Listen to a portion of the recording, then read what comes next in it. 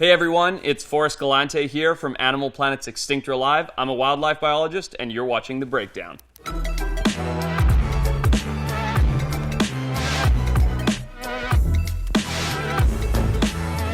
First up, Ace Ventura.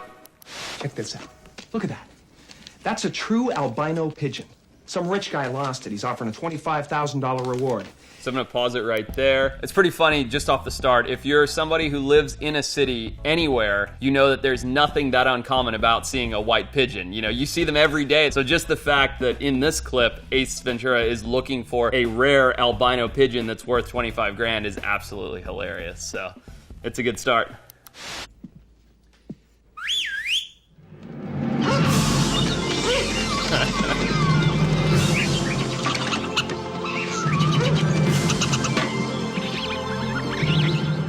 Pause it right there. It's just so much fun. You know, the whole idea that Ace Ventura can wiggle the keys and all of the animals in his house that, you know, he's rescued or he lives among will all go and hide into various spots. It's ridiculous. That's not how it works. It's not how animals work. It doesn't matter if you're the best trained creatures in the world. Maybe you could get the odd dog to do it. But to get, you know, this cacophony of creatures that all live in this tiny one-bedroom apartment to all go and hide, it's absurd, it's hilarious, it's not realistic at all, and it's a ton of fun. As Ace Ventura blows the whistle, the first thing you see is the beagle coming running out, the dog. There's a toucan in the frame. There's a whole bunch of South American parrots, which is hilarious. Of course, these are common, you know, birds in the pet trade, but you certainly wouldn't want to have that many of them living in a small apartment. Now, my favorite part of the opening of this scene is the otter coming out of the toilet. That's an Asian small-clawed otter. They're absolutely hilarious, super inquisitive. Of everything and how unrealistic these clips are, the most realistic part of this is probably an Asian small-clawed otter hiding and playing in a toilet. Because they're just so mischievous, they're so playful, they're so much fun. They would absolutely hide in a toilet and pop out like that. I love that clip. It's super cute. Now, this is a trained animal, and each one of these animals that you're seeing are indeed trained animals.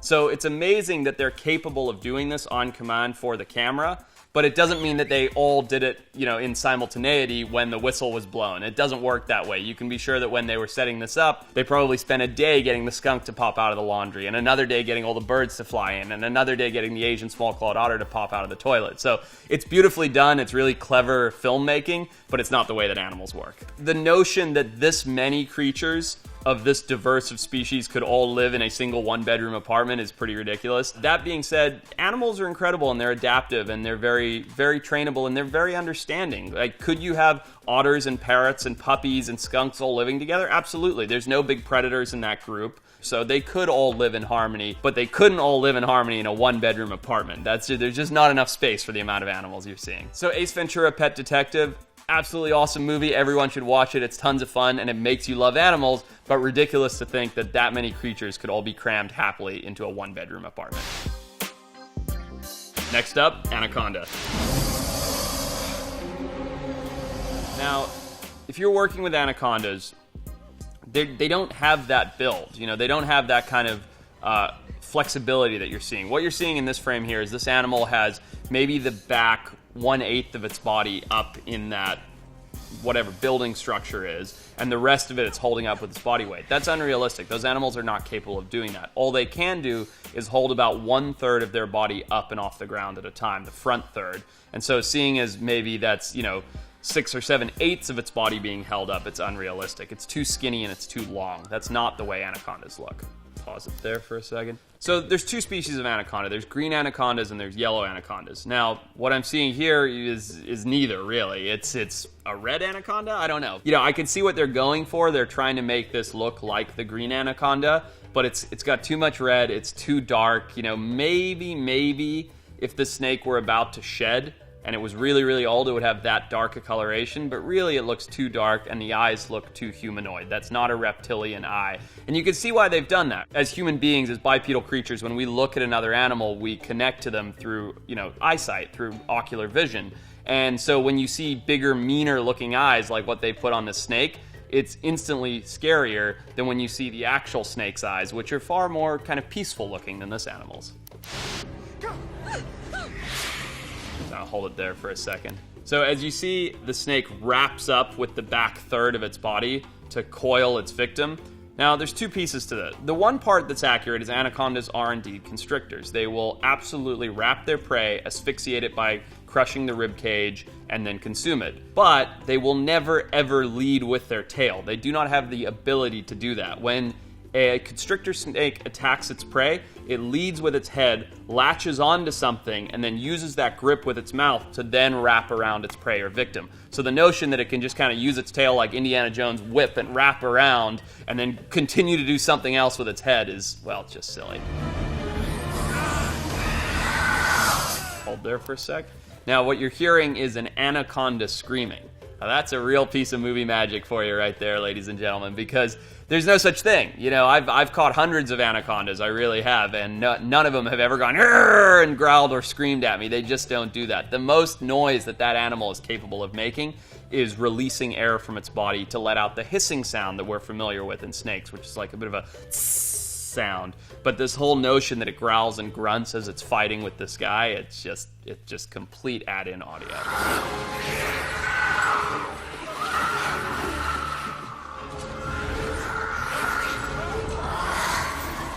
There for a second.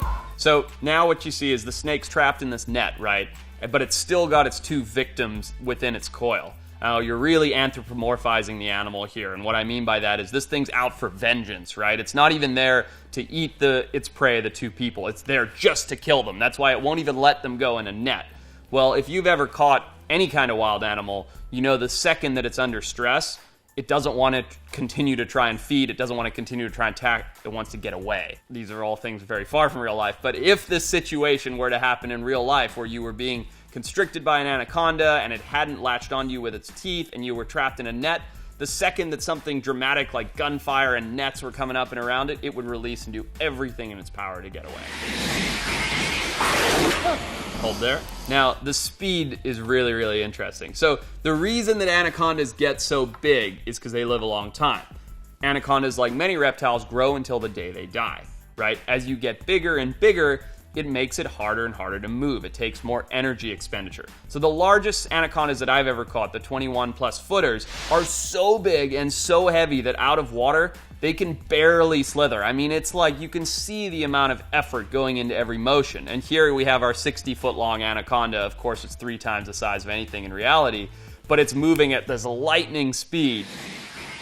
First of all, the bite's bad. A bite from a big snake sucks. They have a recurved tooth system like this, and when it goes down, they interlock, and then you're stuck within those teeth. So you really don't want to end up with a bite from a big boa or a big python like an anaconda. That being said, the bite's not the part that'll do damage. Sure, you're going to take these 3-inch long recurved needles into your body, but it's the coiling and the asphyxiation that creates a problem. You can get an anaconda to release from you, or any snake for that matter, by wedging something in its mouth and prying it open. But if you're attacked by a big snake like this, or a realistic one, you gotta get your buddies, which I've had do to me a couple times, run around uncoiling the thing as it's trying to wrap you up, because that's the dangerous part. If the snake feels like it's being attacked, it's not going to continue to try and consume you. The only reason a big snake is holding on to you is because it's trying to eat you. Otherwise, it's a defensive bite. It's a strike, bite, and release on their own.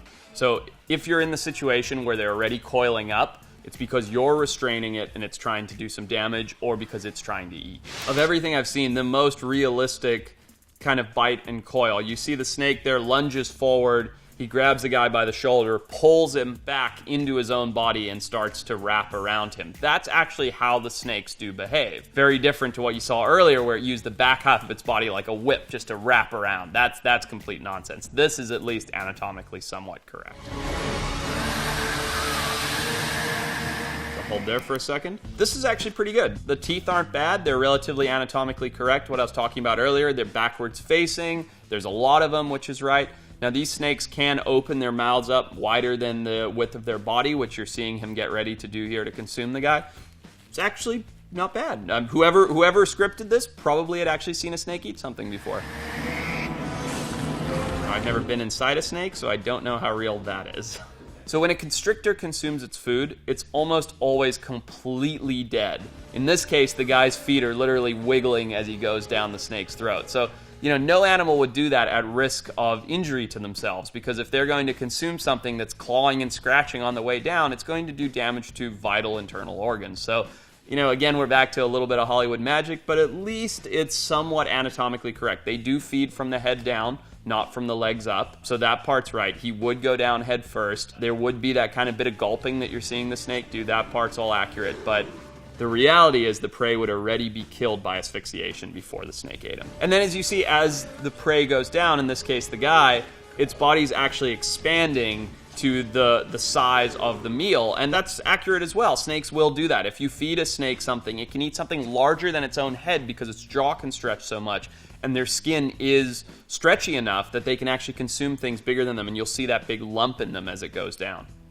So in this case, what would typically happen is a big snake eats a big meal like that, it's going to get pretty lethargic. It's going to settle down. It actually can't have that meal disrupted too much. If it does, it will regurgitate it because there's so much whole food in there. It slowly has to kind of let the muscles work the prey down and get to the stomach acids, which will dissolve everything, including bone. The animal has to kind of chill in order to do that. So you can't have a snake that's gulping down, you know, a huge meal, aka a guy, and then turning around to gulp down the next 3 because it's just too much energy. They're not really capable of that.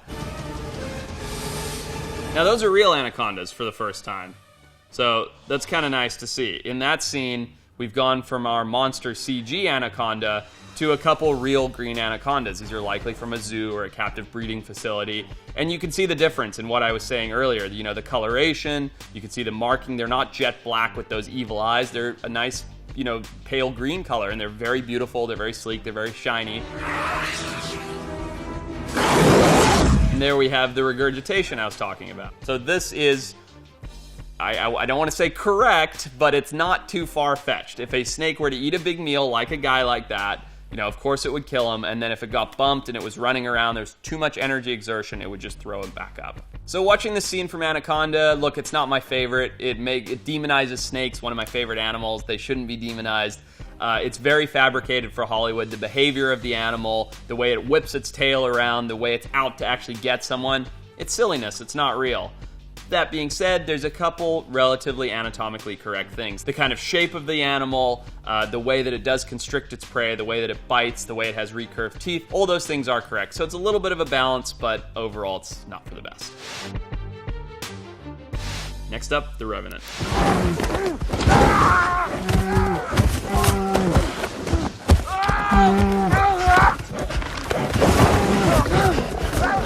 Bears scare me, man. I'll tell you, I've worked with a lot of wildlife, and bears they're tough. And what you see here, the idea that Leonardo DiCaprio is hunting, and he's kind of dropped his guard, and all of a sudden the ferns start moving and this animal charges, totally realistic. Now, the bear looks a little CG, but the behavior, totally realistic. You could be out in the woods, especially up in the far north. You're out hunting, the bear's onto you. It could be in the springtime when they're trying to store up fat, so they're willing to risk their own bodies in order to hunt a large meal like a human being or, you know, a caribou or something like that. And this whole idea of it hunting you, charging out of the bush, totally realistic.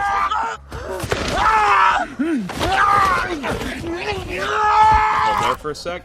Now, the way he's mauling Leonardo DiCaprio, again, seems pretty realistic to me. He's on top of him, he's overpowering him. Now, bears are highly intelligent, and they know if they're making a kill, that's the way to do that. So, again, it looks pretty real. He's digging in with his claws, he's doing a lot of damage in as efficient a manner as possible without letting any damage be inflicted on himself. So that is the way a bear would attack. I mean, this is a CG bear, but it's obviously supposed to be a grizzly or a brown bear. You know, black bears are much smaller. They wouldn't behave in this manner. They're far more timid. This is clearly supposed to be a grizzly bear. As opposed to CG sounds like in some of the other clips, these are actual bear sounds that have been put in. Now, they may have been kind of stretched and warped a little bit to fit the scene, but these are real bear noises.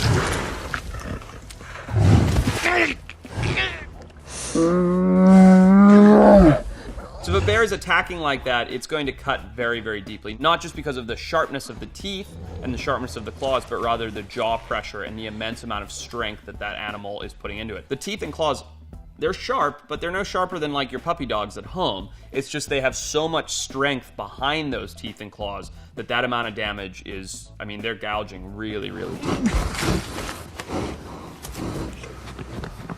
Now this part I kind of don't understand, and what I mean by that is the bear's just standing over him. Now, I'm not to say that that couldn't happen, because it could. A bear could be tired from making the kill, tired from the mauling, and just catching its breath, just admiring its prey. But I don't know if it would need to, necessarily. This wasn't like a big battle for the bear. He kind of caught Leo, pinned him down, beat him up. Now it's time to eat, and he's not. He's just standing there for a second. It almost feels a little bit too prolonged, but certainly not outside of the realm of reality. A bear is going to attack for two reasons, right? The least likely is that it sees you as a prey source. That's very unlikely. The more likely one is that it's a defensive, aggressive attack. And what I mean by that is, say this is a sow, a female, and she has a couple cubs nearby, she will absolutely attack to defend her cubs. She thinks you're another big predator, and you are. As human beings, we're apex predators. That could be the case here, where the attack is simply a mauling. It's almost like a warning that does a lot of damage, and then she's going to leave it. She doesn't want to eat you, she wants to move on. So when a bear attacks, there's two mentalities, really. If it's a black bear, you want to be loud, you want to be aggressive, and you want to be dominant. And the reason being they're a little bit smaller and they're far more timid and shy. A grizzly bear like this, the accepted idea is that you play dead, and because once you play dead, the animal is done expressing dominance, right? It no longer feels threatened by your presence. So she's going to leave you alone and go back to her cubs. So if it comes in, you can keep quiet and go limp. Obviously really hard to do, let the bear attack happen. Then the idea is she will retreat, go back to her cubs, and you can get up and run away. Yeah, you can hear the cubs. You can hear the cubs in the background? Great. So what that tells me straight away, this mother did not attack out of predation. She wasn't trying to eat Leonardo DiCaprio because she was starving. Instead, she felt threatened by his presence as another predator in her habitat, and she's protecting her young. So now she's come in, she's mauled him. He's rightfully played dead, or he's so injured that it seems like he's dead. And the bear's beginning to retreat. Now it looks to me like Leo begins to kind of sit up and say, what's going on? Is she gone? And that prompts another attack, right? She turns around and charges. And I think as he does, as anyone naturally would, he has a firearm and he fires. And so that, of course, inflicts injury upon the bear and provokes an ongoing attack. So overall in The Revenant, I would say the bear attack is the most accurate one that I've seen of all the clips today. All right, the gray.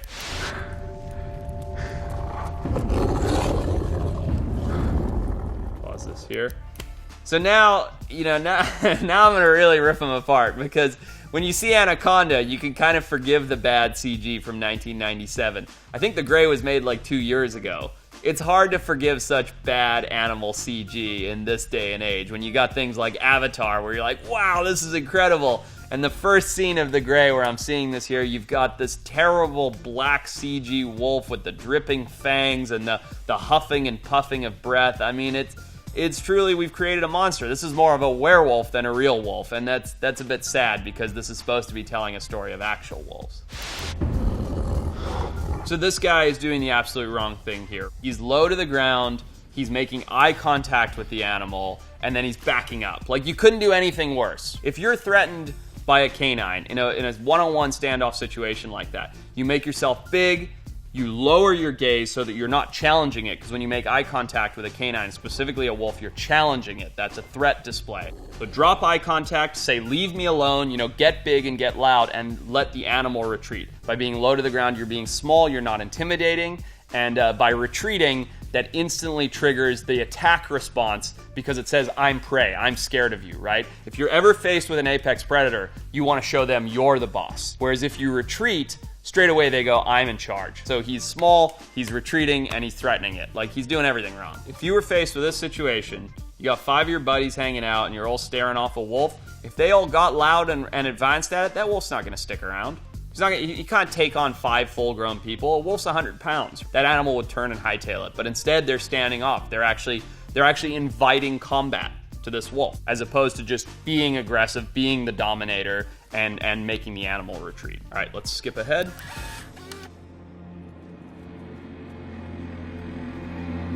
Pause there.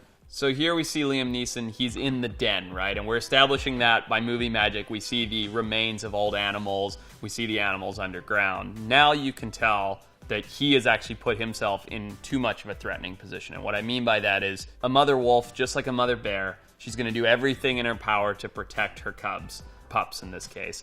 And, if you're in a wolf's den, that's a very bad place to be. No longer are you trying to trigger the fight or flight response from the wolf, but now you're the aggressor. You're putting yourself in a position where the mother has one option, and that's to get rid of you.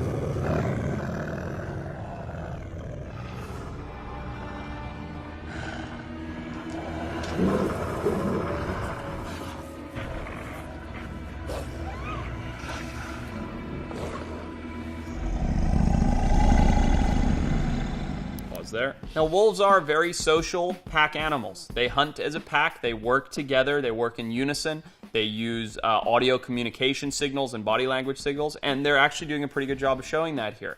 Not only do you have all of the wolves surrounding Liam the way that a pack would when there was a single intruder, but you have the alpha male, the dominant male, the largest, strongest wolf, standing on the highest ground in the best attack position while the other animals watch. Now, if there's one animal that's going to advance over the others, the first one should be that alpha. Then would come in the support players, all of the other animals, and they know that based on the alpha's body cues. Now we're back to anthropomorphizing animals. We're giving them human qualities.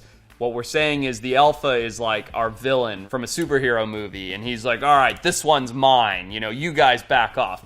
No wolf's gonna do that. They're not stupid. Instead, his pack would stand there and watch, and he may be the first aggressor, the alpha male, but then the pack animals would join in as needed. Wolves are actually the most demonized animals throughout human history, dating all the way back into the ancient Romans and the ancient Greeks, or hieroglyphics where a man would fight a wolf and we'd combat a wolf, all the way into cave paintings. And what's interesting is if you look into the records of it, there's only ever been something like 3 fatal wolf attacks on humans in history. In this frame right here, he's showing a lot of aggression, right? His brow is furrowed, his lips are curled back, expressing his teeth. He's locked on his gaze with Liam Neeson. These are all typical canine behaviors expressing a challenge, saying, I'm here to fight you. And that part's quite accurate. What's not accurate is the way the animal looks. It just doesn't look like a wolf. It's too shabby, it's too dark, it's just too CG. So now another movie about wolves that I haven't seen, Alpha.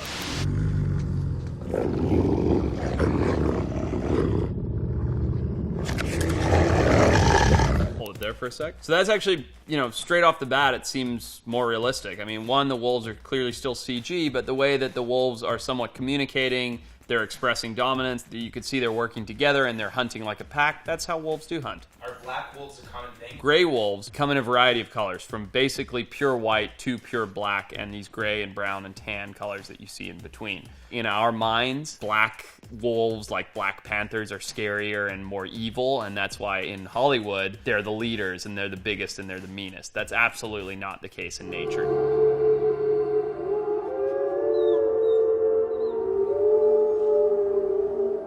So here you hear the animals howling as the kid's stuck in the tree. It's not unrealistic because wolves howl to communicate and signal to other packs and other animals where they are. But if they've got prey cornered in a tree, they probably don't need to howl to call others over. So it's kind of pretty and it's nice. I don't necessarily know that it's what would be happening. So a second ago, you saw the wolves howling while the boy was in the tree. And then the very next scene, the wolves are all gone. So that actually makes sense, right? So the wolves cornered this kid in the tree. They go, we can't get him. He's up there. We're stuck down here. Let me call and see where the rest of the family is, where the rest of the pack is. They howl. They hear in the distance, the pack's 3 clicks to the left. I'm going that way. And they all take off. But the one animal that's left behind is, of course, the one that's injured. So now that's interesting because they have a real wolf dog in that clip, meaning an animal that's a hybrid between a real wild wolf and a domesticated dog, has more wolf traits physically. But they've used a real animal and they painted a bit of fake blood on it. And I already like this more than the gray because the kid's showing some compassion, right? He doesn't want to just murder the wolf. He knows that the wolf's an animal, it's a predator, it was trying to eat him, but now it's injured, it can't eat him, and they're leaving each other alone. I think in this situation, the wolf would be far more terrified and aggressive. I can understand it's very injured and it's probably dehydrated, so it probably doesn't have a lot of energy to be aggressive. But I think it would be growling and snarling if someone were to approach it. Keep in mind, this is an animal, of course, this is dated very long time ago. This is an animal that's likely never even seen a human being before. All right, and then he picks up the wolf, really nice, so now we're gonna fast forward a bit. So now they're buddies, right? He's swimming, he's playing with the wolf. Now, it's fun and it's enjoyable to watch, but wolves are not pets. They're just not wired that way. I've worked with a lot of wolves, even domesticated wolves. At no point could you be picking up and throwing a wolf around. They still have wolf behavior, they still have pack mentality, and that would be you trying to dominate an animal that otherwise wants to be dominant.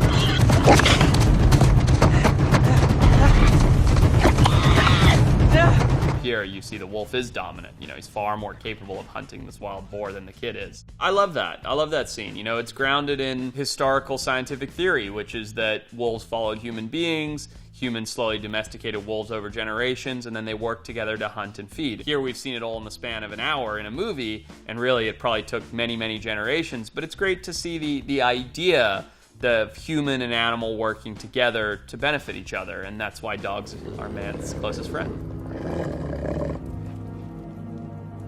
Love that. Absolutely love that. Pause that there. So here you see, right, the pack's returned. The wolf that's been with the boy, they've established a bond, and when the pack, the alpha from prior, the big black bad wolf, comes in to make the attack, he sees that the other wolf has become friends with the boy, so to speak, and the body language cues allow that other wolf to relax. I don't know that it would be that instantaneous as you see it here, but the idea that these animals are intelligent enough to say, hey, this is my pack, that's your pack, you know, let's not fight, is very great. And it's true, because animals do respond that way, especially canines that are as intelligent as wolves.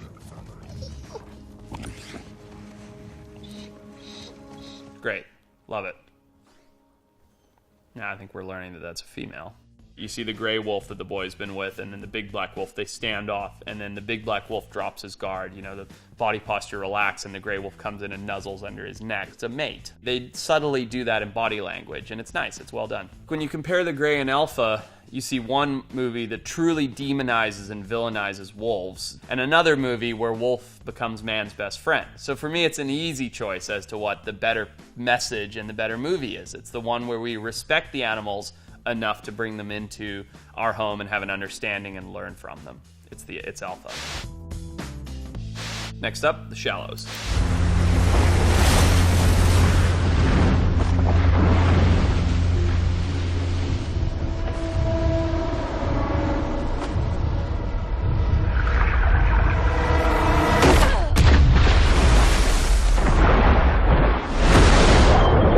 So I'm gonna stop it there. Okay, so there's a couple things here. First of all, we have Blake Lively on a surfboard, right?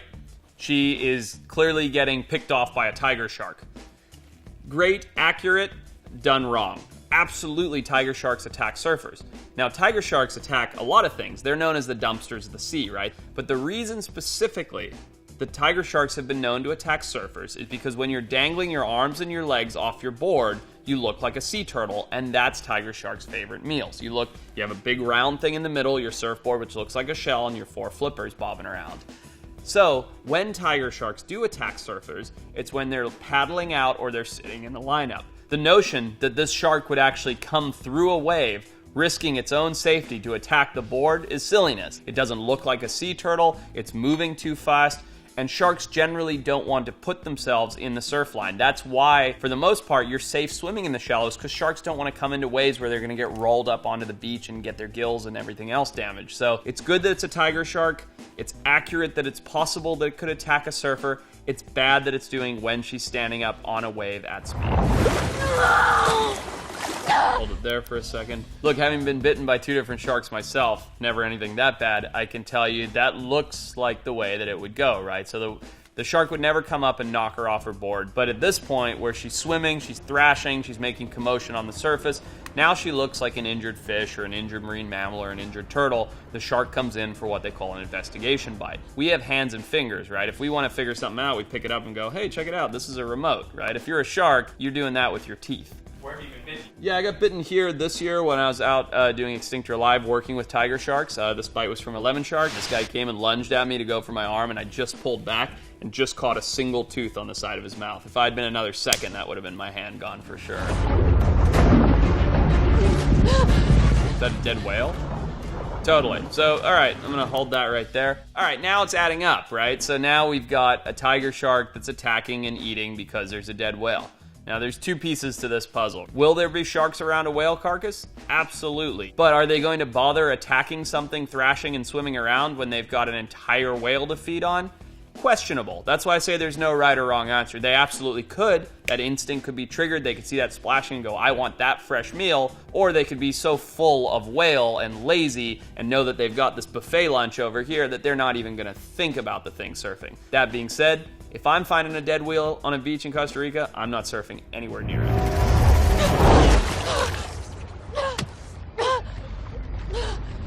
Talk about a bad place to be trapped. Stuck on top of a dead whale floating in the ocean with a shark bite. So right there, I can see the bite on her thigh, right? First of all, that's in a bad place. There's some major arteries there that could be cut. You could bleed out. But the shark that I saw on the wave earlier, you're talking about a 13 or 14-foot tiger shark, right? The jaw of a 14-foot tiger shark's this wide. So if that's putting your thigh in its mouth, it's taking most of the thigh with it. You know, there are those investigation and release bites, like I mentioned earlier, but the way that it grabbed and pulled, that's going to rip flesh as it pulls down, right? So that bite is not accurate for the scene we saw earlier. What you're looking at is a bite of something that took a nibble that's maybe 5 feet long, as opposed to something that's 15 foot long and dragged her underwater. That entire thigh would be missing based on the scene we saw earlier. All right, I've never seen Jaws, so let's watch the ending of it.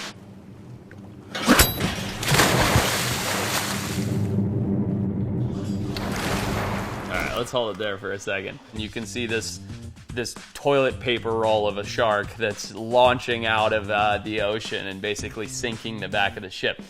Now, that's grounded in the thought that, you know, sharks, like in Seal Island, they'll launch out all the way to kill prey. I get that, but no shark is ever going to attack a boat that's 4 times the length of it and beach itself to try and sink the boat. You're putting way too much faith in the animal's intelligence and desire to get something off of that boat. What about the way it looks? Yeah, you know, it's not bad. It doesn't look great, but, you know, the white around the jaw, the size of the teeth, the pointiness of the snout, it looks like a great white shark. It doesn't look fake. Chomping on board bits? I don't think so. The notion that this animal would just be sitting up on the bow, on the stern of the boat, just flopping its head back and forth like Pac-Man, just kind of hungry hipposing anything that falls down the boat is cartoonish. I can't think of any other way to describe it.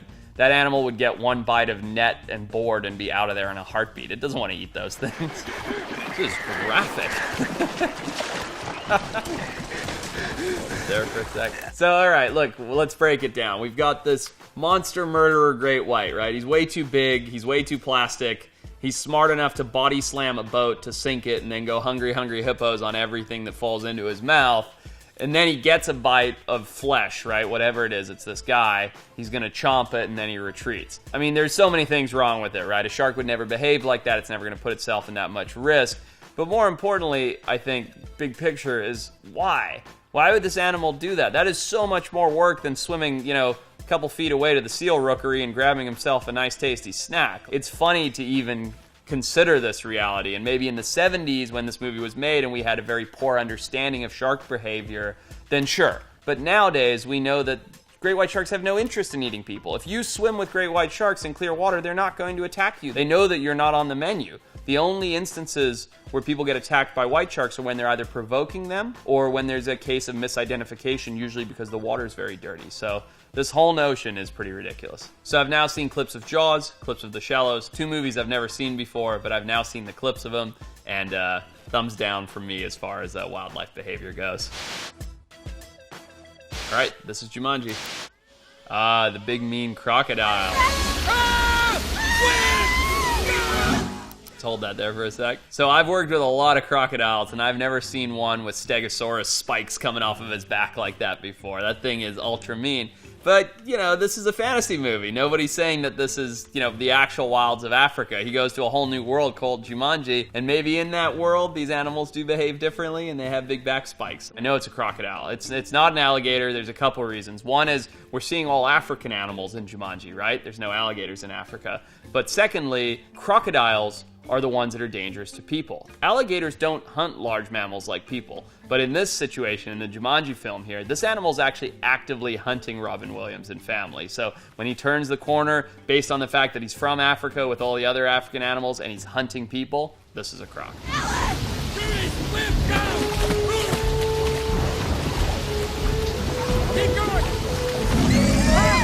I'm gonna hold it there.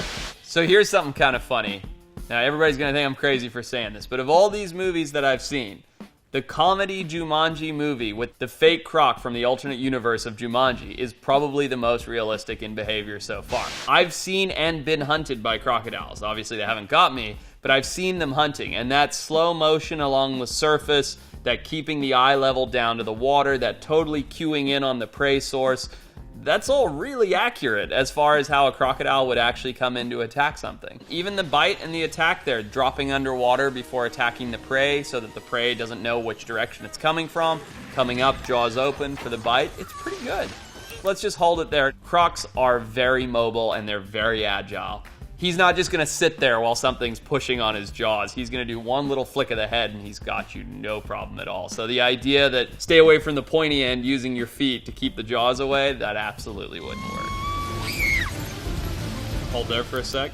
Now, interestingly, when you think of telling these stories of these big scary animals, like we saw in The Gray, like we saw in Jaws, and like we saw in Anaconda, all those animals are supersized. Like, they're way too big. They're double the size, or in the case of Anaconda, 3 or 4 times the size what the animals actually get to. This one's not. When you see a crocodile this size, where his head takes up most of Robin Williams' torso, that tells me that you're looking at about a 20-foot crocodile, which is very real. There are 20-foot crocodiles out there. So at one point you see, Robin Williams has his arms around the crocodile's jaw. Now, interestingly enough, he could actually do that. The animal has an incredible bite force going down, but they do not have a lot of muscles for opening their jaw. I've been able to hold like 15-foot crocodile's jaws shut just with 2 hands like that. So holding the animal's jaws shut, the animal's now in trouble, right? So it goes into typical crocodile behavior, something called a death roll. And you see that as he submerges with Robin Williams, and you see it start to roll. Now, when a crocodile attacks, what it does is it bites onto something, and then it rolls, and it rips the flesh or rips the limb off something, and then the animal bleeds out and it eats. So they use it as a defensive mechanism as well, as you're seeing here, to try and shake Robin Williams off of the croc. So it's actually pretty good. It's actually anatomically pretty correct. So I've watched a bunch of the clips now, and I've seen a lot of different stuff. Some of it's anatomically correct, some of it's correct in behaviors, but overall what I've seen is a demonizing of animals, which I really don't like to see, because animals are wonderful, incredible creatures, and I can understand why you do that. It tells a good story and it makes for a good movie, but as long as people can realize the difference between how great animals really are and a Hollywood animal, I think you're okay.